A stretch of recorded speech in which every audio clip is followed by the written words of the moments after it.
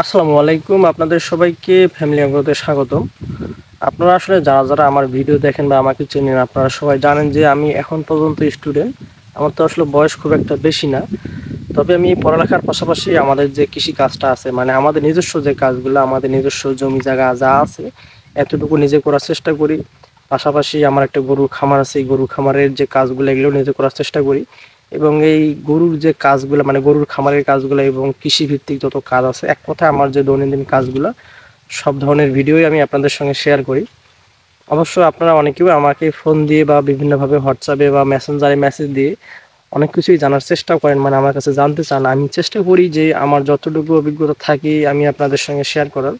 এখন পর্যন্ত আসলে আপনারা কেউ বলতে পারবেন না যে আমার কাছ থেকে আপনারা কোনো কিছু জানতে চাইছেন, আমি সেটা জানি কিন্তু আপনাদেরকে বলি নাই বা কোনো ধরনের রেসপন্স করিনি। ইনশাল্লাহ আমি আমার ছোট্ট অভিজ্ঞতা থেকে আমি সবসময় চেষ্টা করি আপনাদের সঙ্গে সব কিছু শেয়ার করার চেষ্টা করে যাব। তো যাই হোক, আমি আসলে ভিডিওটা করতে চাচ্ছি, মানে ভিডিও করার যে আমার মূল উদ্দেশ্য সেটা নিয়ে আলোচনা করি এখন।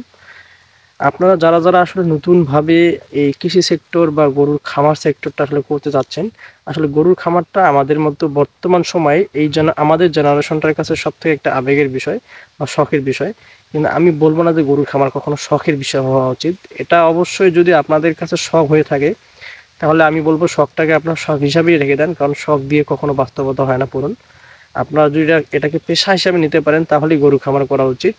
এখন আমাদের মতো মধ্যবিত্ত ছেলেদের জন্য আসলে যদি আমরা শখ ধরেন, আমি এখন যে গরুর খামারটা করতেছি এটা যদি আমার শখ হয়, আসলে শখ কিন্তু মানুষের পরিশ্রম হয় না।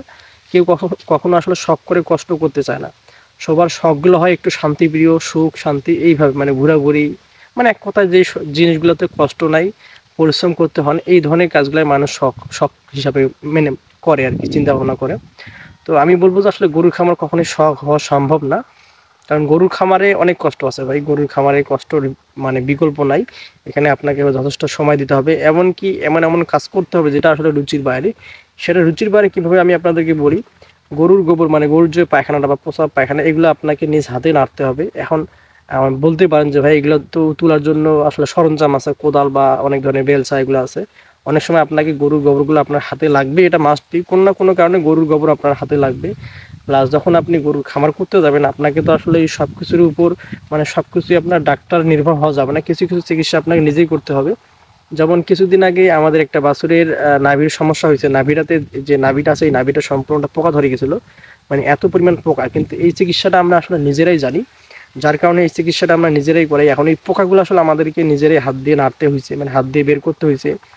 এটা গন্ধ বের হয়ে গেছিলো একবারে ঘাটা, ওগুলো আমাদেরকে নিজ হাতে পরিষ্কার করতে হয়েছে। যদি আসলে যারা শখ হিসাবে এই গরু খামারটা দেখে, আমার মনে হয় না তাদের রুচিটা আসলে এতটা গভীরে আসবে যে এই ধরনের পোকা বা ঘা জাতীয় জায়গায় হাত দেওয়া বা গন্ধ জাতীয় জায়গায় হাত দেওয়া। যেমন আমাদের এখন যে বাছুর তিনটা আছে, তার মধ্যে একটা বাছুর ছেড়ে দিলেই সে মাটি খাইতে যায়, কোনো কারণে হোক বা সমস্যার কারণে হোক মাটি খায় সে। তো মাটি খাওয়ার কারণে তার আসলে ওই পায়খানাগুলো গন্ধ করে প্রচণ্ড। এই প্রত্যেক দিন সে পায়খানা করে, এবং তার যে দড়িটা আছে, যে রশিটা দিয়ে আমরা তাকে বেঁধে রাখি দুধ খাওয়ার আগে, ওই রশিটাতে পর্যন্ত মানে পায়খানা লেগে যায়। বাধ্য হয়ে রশিটা আমাদেরকে ওইভাবেই হাত দিয়ে ধরতে হয়, তখন প্রচণ্ড গন্ধ করে, মানে মানুষের পায়খানার থেকেও তার পায়খানাটা বেশি গন্ধ করে।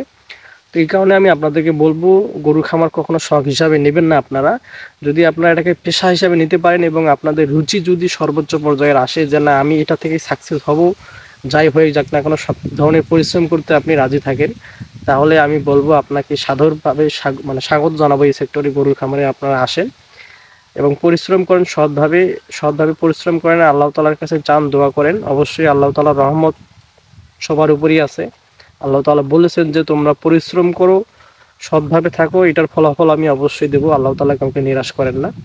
তো আমি পরিশেষে একটা কথাই বলবো, গরুর খামার বা যে কোনো কিছুই আসলে শখ হিসাবে না নিয়ে আপনারা পেশা হিসেবে নেওয়ার চেষ্টা করুন, কষ্ট করুন, পরিশ্রম করুন, ইনশাআল্লাহ সফল হবেন।